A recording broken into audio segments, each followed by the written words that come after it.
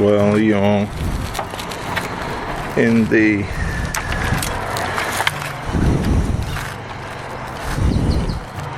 back end of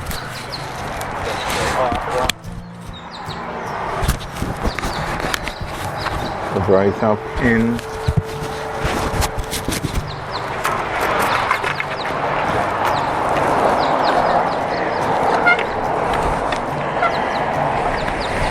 the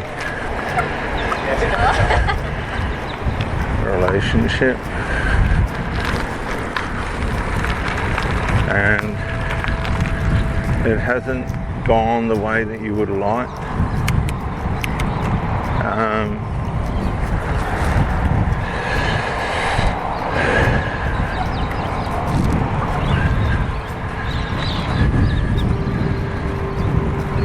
The problem with breakups is they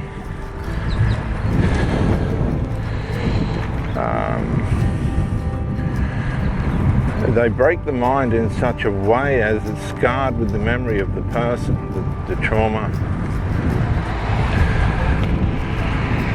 of the breakup leaves us with memories and unanswered questions that we can contemplate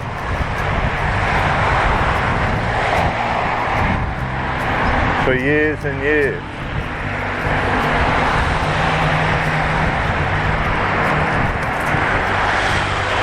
And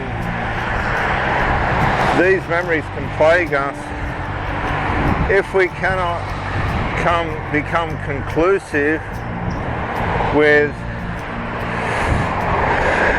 why the relationship ended up the way that it did. And this is usually because of covert abuse.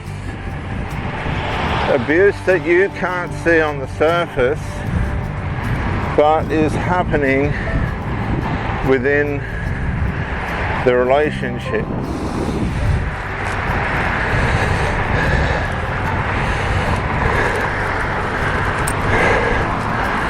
And you get to a point where you go, something's not adding up here. I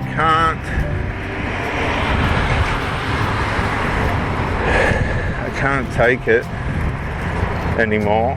You've tried to warn this person.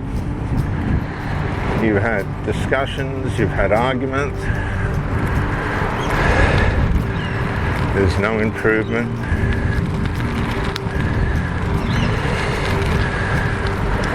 A lot of these people get sick and continue with the habits and behaviors that have made them that way.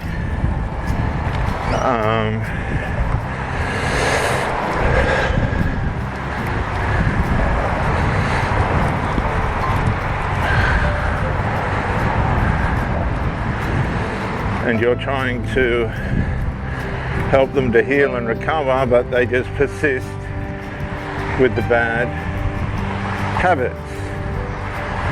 So it's conclusive that they're not going to get better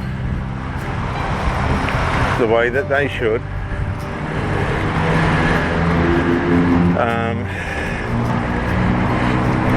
With the speed and wellness that they should, because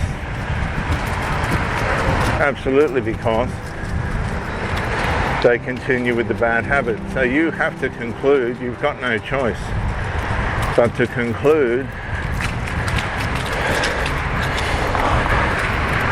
that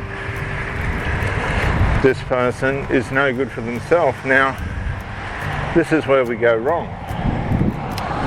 If somebody's no good for themselves and it's overt, that means it's plain for all to see, most of all yourself, because it's behind closed doors that most of this stuff gets revealed.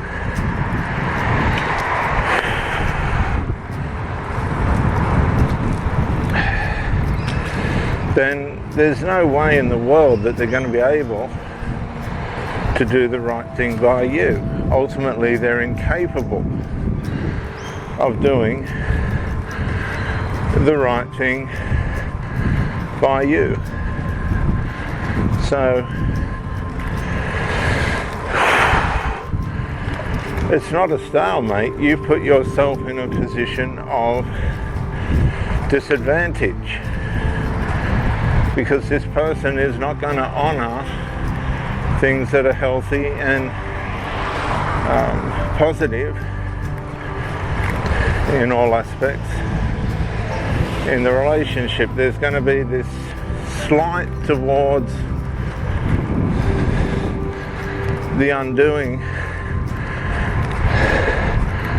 of a healthy culture because of the thinking. Add to that habits and addictions. You're not going to get the total result that you need in the life of the relationship. You're going to waste a lot of time modelly coddling around with things that don't matter, shouldn't be there, and that have nothing, absolutely nothing to do with you, but you're facing the consequences of this person's actions. It's like being with a criminal. Eventually, you're going to be in trouble. You're going to get in trouble, even if you do nothing, because you're an accessory to the fact. You're not reporting this person, you're not alarming the police to this person.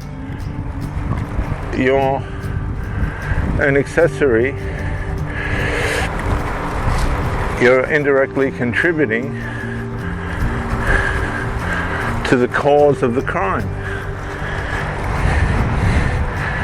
You could be facilitating this person, you could be housing this person, you could be intimately supplying this person.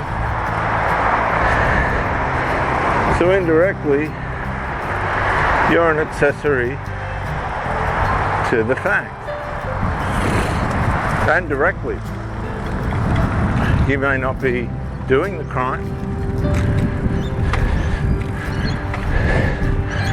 but you're not stopping it either. So that puts you in that culture, that criminal culture. You put yourself in the wrong place. And we do this with the micro-incremental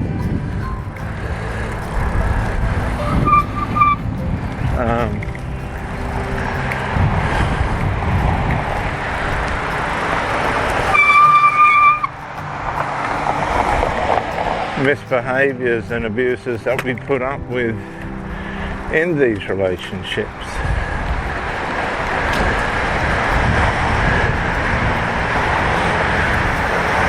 Where we're being abused, used,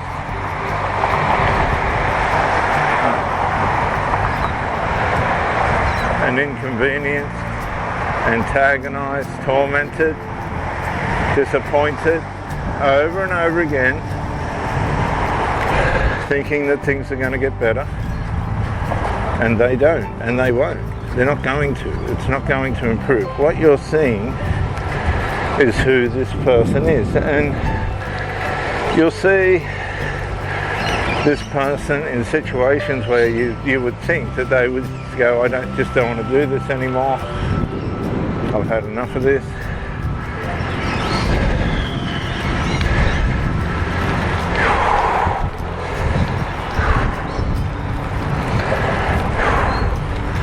The consequences of this behavior are too heavy.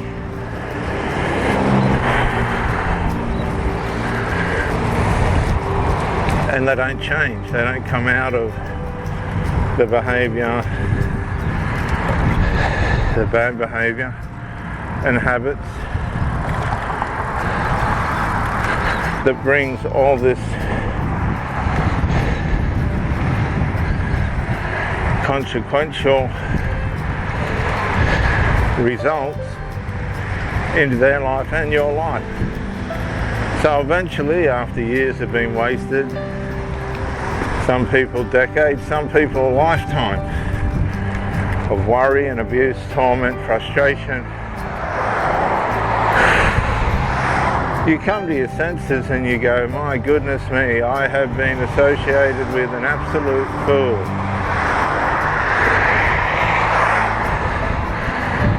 Detach, go no contact, and never go back.